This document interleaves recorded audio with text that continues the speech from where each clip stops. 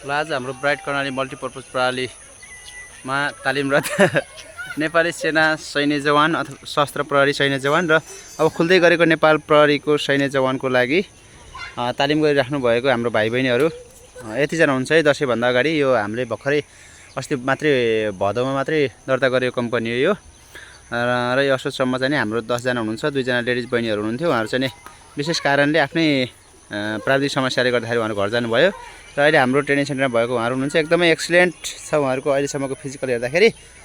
अब दसैँपछि आएर अब उहाँहरू के हुन्छ हैन। अनि दसैँपछि चाहिँ उहाँहरूले भन्नुभएको छ कि सबैजनाले एक एकजना लिएर आउँछौँ भन्नुभएको छ।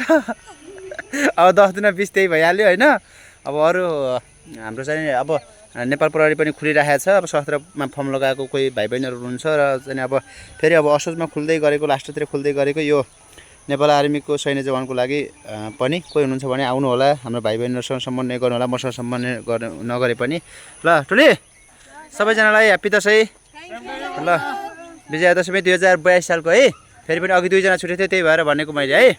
2 जना छुटेको थियो। अब उनीहरूलाई पनि सम्बोधन गर्दै 2082 सालको हार्दिक हार्दिक मङ्गलमय शुभकामना, सबैको घरमा सुख शान्ति समृद्धि एवं उत्तरोत्तर प्रगतिको कामना है। यहाँ चाहिँ जाने बेला राम्रोसँग जानु, गाडीको यात्रा हो। सबैको दसैँ होइन, सबैको कसैको दशा पनि हुनसक्छ। त्यो भएको हिसाबले चाहिँ आफूलाई एकदमै के अरे आफ्नो निर्धारित समयमा घर पुग्ने है।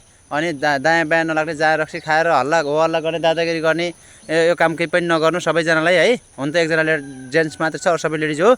म तिमीहरूप्रति ढुक्क विश्वस्त छु है। र 17 गते आउने, 18 गते आउने कुकुरै हात रगड त। 18 गते आउने होइन। ल डाउन डाउन त्यो डाउन। ल 19 गते आउनु को ल। अनि 21 गते आउनु को ल है। एकजना मात्रै छ।